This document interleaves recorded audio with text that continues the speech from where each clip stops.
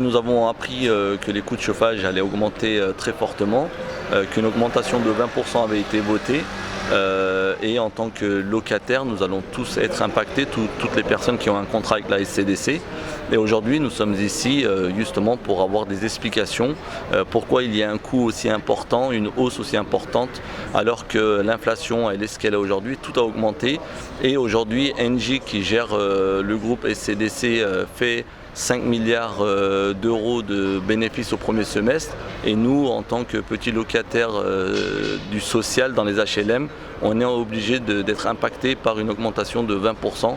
Donc nous sommes ici pour demander quelles sont les motivations de cette augmentation.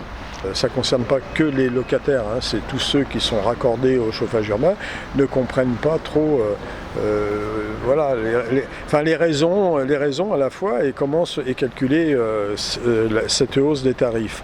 Est-ce que vous avez reçu déjà des factures en provision par exemple ?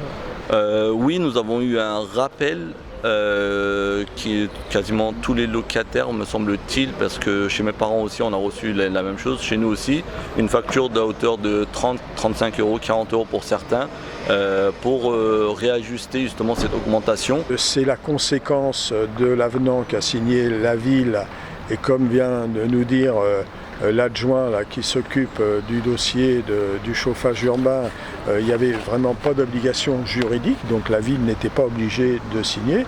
Elle a répondu aux demandes de la SCDC, qui est une filiale d'Engie, qui a fait quand même 5 milliards d'euros de bénéfices au deuxième semestre. Donc c'est quand même assez...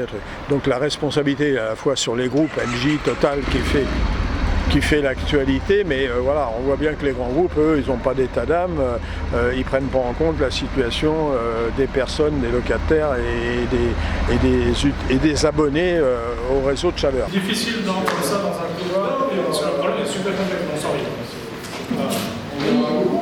Avec plaisir. Non, mais franchement, des gens au quotidien est extrêmement complexe aussi, donc il y a aussi une conjonction là.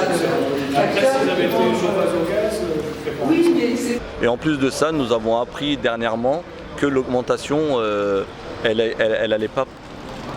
que l'augmentation n'allait pas se faire à partir du jour où ça a été voté, mais elle est rétroactive, elle repart du 1er janvier 2022, donc il va y avoir sûrement un rappel de provisions ou de cotisations, je ne sais pas. Je veux dire, en plus, dans ce contexte actuel de politique économique inflationniste où les gens n'y arrivent plus, et c'est encore les plus fragiles, donc ceux des bailleurs sociaux qui vont en prendre plein la tronche, quoi. Voilà. Donc ça, c'est pas acceptable.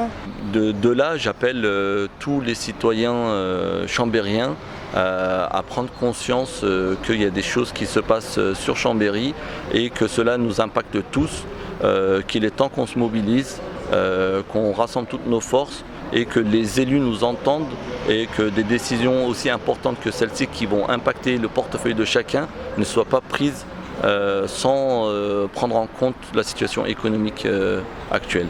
On fera un nouveau rassemblement à déterminer devant la SCDC, devant le siège de la SCDC à Bissy. Et on fera aussi un appel, alors là beaucoup plus large, avec les abonnés du réseau de chaleur lors d'un prochain conseil municipal.